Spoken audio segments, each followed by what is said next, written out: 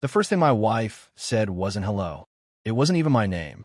She looked at me and said, "If you don't like it, we can just get a divorce." Not angry, not emotional, confident. And in that moment, I realized something terrifying. She wasn't afraid of losing me. She was sure I wouldn't leave. If you've ever felt invisible in your own marriage, if you've ever watched your partner slowly replace you while insisting nothing was wrong, then hit like, subscribe, and stay with me. Because this isn't just a story about divorce. It's about what happens when someone finally stops begging to be chosen. It was a Tuesday night. Nothing dramatic. Nothing special. Dinner dishes still drying. The TV murmuring in the background. My phone in my hand, scrolling without seeing anything.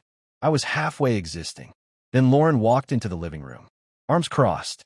Jaw tight. That look. The look that says the conversation is already finished. You're just about to hear the verdict. "I'm going on a trip next week," she said. No build up. No question. I looked up. A trip? Yeah. Leaving Friday morning. Back the following Friday. A full week. I waited. She didn't continue. Where to? Beach resort. Of course. With who? She shrugged, casual. Almost bored. Some people from work. Some people. For 6 months, there had been one name that appeared more than any other. Mark. Mark said this. Mark suggested that. Mark thought it would be funny. Mark stayed late too. Always Mark. Is Mark going? I asked. She didn't even blink. Yeah, he organized it. Him, Rachel from accounting, and a couple others. A couple others. That phrase carried the weight of everything she wasn't saying. I sat up straighter.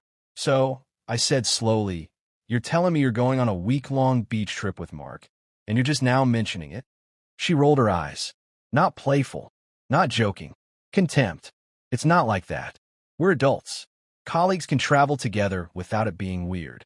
When did you plan this?" "A few weeks ago." A few weeks. She'd known for weeks.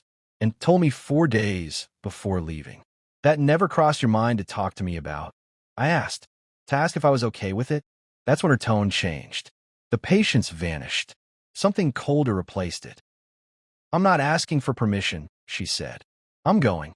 And if you don't like my choices, maybe we should just get a divorce." There it was. Said cleanly. Casually. Like she was ordering coffee.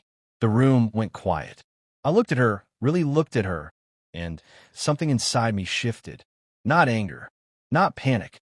Clarity. This wasn't a mistake. This was confidence. She expected me to back down. To apologize.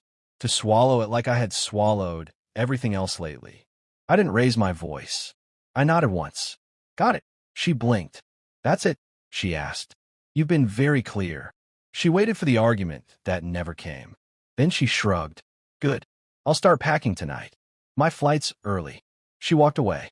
I listened as she dragged suitcases out of the closet, humming, like she hadn't just placed our marriage on the table and walked away from it. I picked up my phone again. But this time, I wasn't scrolling. I was awake. Friday morning arrived too fast. I barely slept. Not because I was upset, but because my mind wouldn't slow down. Something had snapped into place. Lauren was already dressed when I walked into the kitchen. Makeup perfect, dragging her suitcase toward the door. She wore a new sundress. I knew it was new because I'd never seen it before. "I'll text you when I land," she said, eyes glued to her phone. Her thumbs moved fast. I didn't need to guess who she was texting. "Have fun," I replied. That finally got a reaction. She looked up, suspicious, waiting for guilt, sarcasm, or a last-minute plea. I gave her nothing. She shrugged, grabbed her keys, and walked out. I stood by the window and watched her load the suitcase. She checked her reflection, adjusted her hair, smiled at herself. Not once did she look back. Then she drove away. The silence she left behind felt strange, but not bad, honest. For 6 months, I told myself I was overthinking. That work stress explained everything. That distance was normal. That marriages drift. But the truth had been sitting right in front of me, and I'd been politely stepping around it. When Mark first came up, it meant nothing. Then his name became a constant. Then the late nights started. 1 here, 2 there. It was normal. Texts at 5 saying she'd be late. 6 turned into 7. 7 into 8. She dressed differently, just enough that I noticed. More effort. More polish. I complimented her once. She barely acknowledged it. Just being professional. Professional meant coming home exhausted but glowing. Laughing at texts she didn't share. Angling her phone away from me. One night her phone lit up on the counter while she showered. I didn't touch it. I didn't need to. The name alone told me what I was avoiding. By month 5, we weren't partners. We were roommates sharing a schedule. 3 weeks before the trip, I finally asked, "Are you happy?" Not accusing. Not angry. Just tired. She laughed it off. Call me dramatic. She never answered the question. Monday morning, the house felt different. Quieter. Sharper. I wasn't spiraling. I was thinking clearly. Her words echoed in my head. If you don't like it, get a divorce. She'd handed me the solution like a challenge. So I took it seriously. Wednesday night, I pulled out boxes. Her things. My things. I didn't rush. I didn't hesitate. The house felt lighter with every decision. On Thursday, she texted, "Weather's amazing. Hope you're okay. Maintenance." I didn't reply. Friday morning, sunlight spilled across the floor. For the first time in months, I felt peace. Her car pulled into the driveway at 3:17 p.m. She walked in glowing. "No hug. No pause. I'm exhausted," she said, opening the fridge. "You're quiet." "Welcome home," I said. She smiled. The trip was incredible.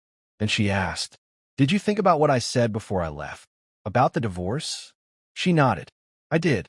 She smiled, relieved. "You should look at the table." The envelope waited. Her confidence collapsed as she read. "Divorce papers?" she whispered. "You told me to. I didn't think you actually would." There it was. She never believed I'd choose myself. She cried. She begged. She promised everything she'd avoided. I listened. Then I said, "You don't want to fix this. You want to undo consequences." Her mother arrived. After hearing everything, she turned to her daughter and said, "Get your things." That's when the tears became real. Before leaving, Lauren said, "You're making the biggest mistake of your life." I met her eyes. No, I waited too long to make the right one. The door closed. The house exhaled. The weeks after were simple. Work, gym, friends, sleep. The divorce finalized quietly. Months later, I ran into her. She looked tired. I felt nothing. 3 months later, I went on a casual date. Driving home, I realized something. I was genuinely happy. She told me to get a divorce if I didn't like her choices. Best advice she ever gave me. Sometimes the most painful sentence someone says to you is the one that finally sets you free. That if this story hit close to home, smash that like button, subscribe, and tell us in the comments. Who do you think was right in this husband-wife debate? And don't forget to subscribe for more real relationship stories.